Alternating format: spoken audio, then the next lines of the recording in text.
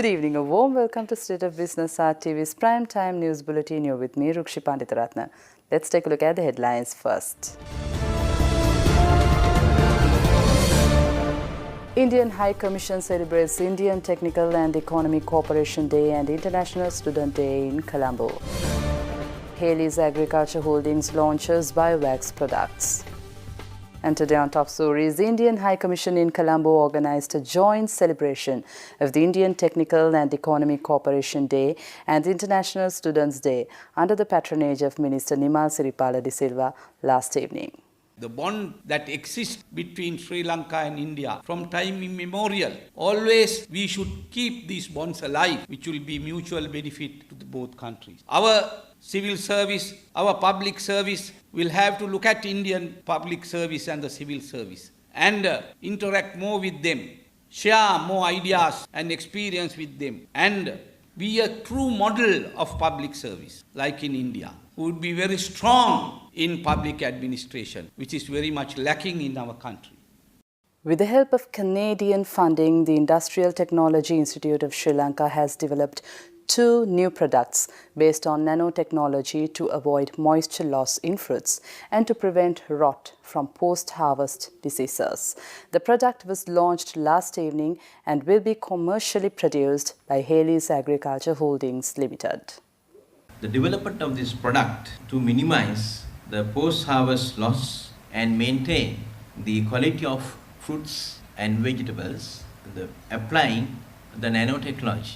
We are in the process of forming or establish a public-private partnership company to start the biotechnology laboratory, the same science park, nearly 100 acres allocated by the Ministry of Science, Technology and Research, given by the UDA to start factories in the vicinity of the biotechnology laboratory. Here in Sri Lanka, it's very difficult to find funds for research and development. The government has to initiate and allocate funds for the construction of laboratories and supplying laboratory equipments and find researchers. Then the later stage, when we start operation, then only private sector come to the scene.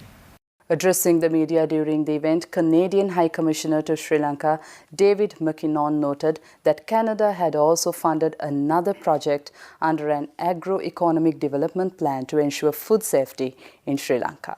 A Canadian-funded project in the Northern Province, namely the Agro-Economic Development Project, ADP, jointly managed by UNDP and the FAO. As we heard, the technology developed by ITI has been provided to the Novelli banana producers and Processors Association to provide the eco-friendly packaging.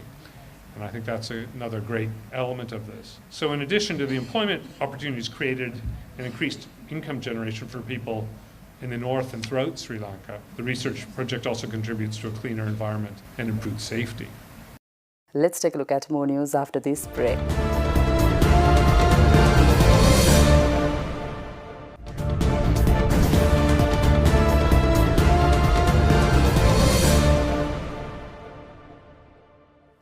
Welcome back.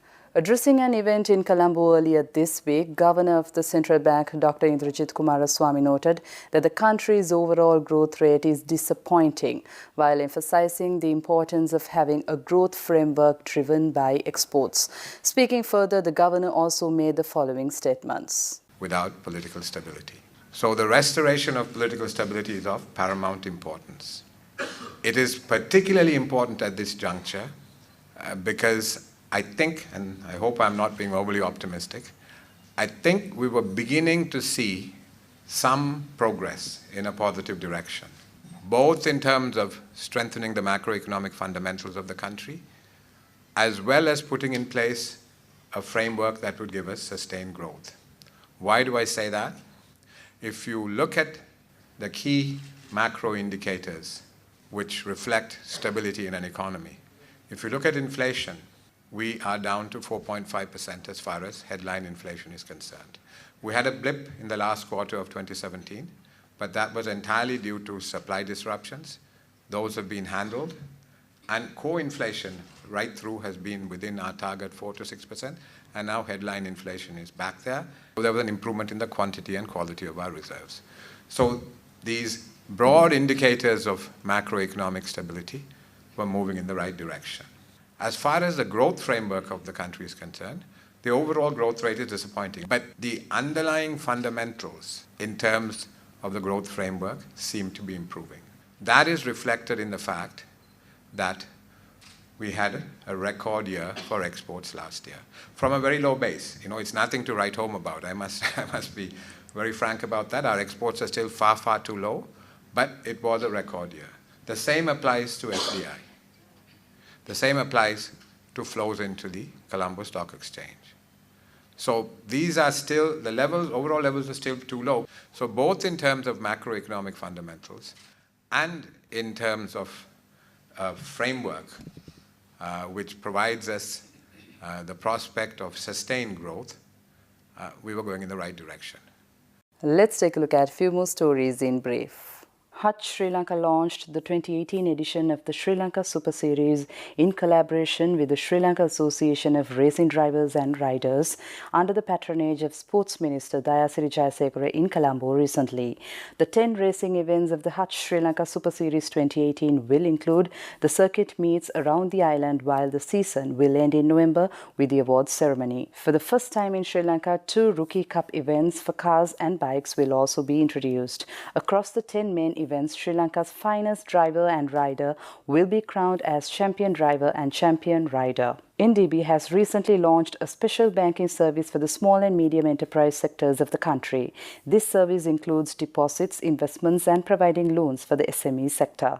Business Star Savings Account for small-scale enterprises to business class and Business Premier Savings Account for medium-scale enterprises are available through this new service. Small-scale enterprises will be able to obtain loans up to Rs 10 million within 2 to 7 days. In an attempt to raise awareness on suicide prevention and mental health, 3 individuals involved in the fields of psychology and suicide prevention will embark on a 72-day walk around the coastline of Sri Lanka.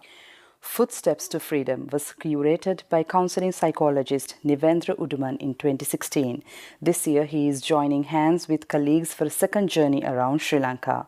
The walk, which is scheduled to start on April 1st in Mount Lavinia, will consist of a series of awareness raising sessions. The sessions will focus on how one can recognize warning signs of those at risk of suicide, helplines available, actions an individual can take prior to seeking professional help. With the 2018 walk, they hope to connect deeply with people from all backgrounds and communities, empower them to seek help for themselves and to look out for the well-being of their community. See you after this break with stocks.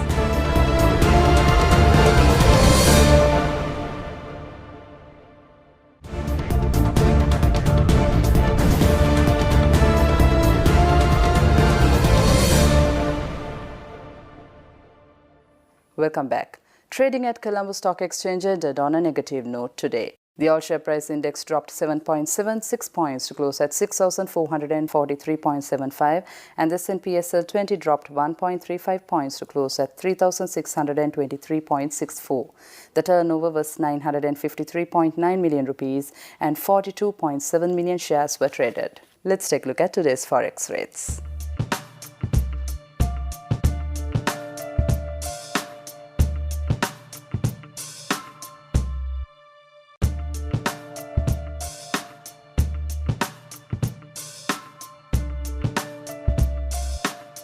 Thank you for watching State of Business. See you tomorrow with Biz Roundup at 7 p.m. Have a fantastic weekend. Take care. Good night.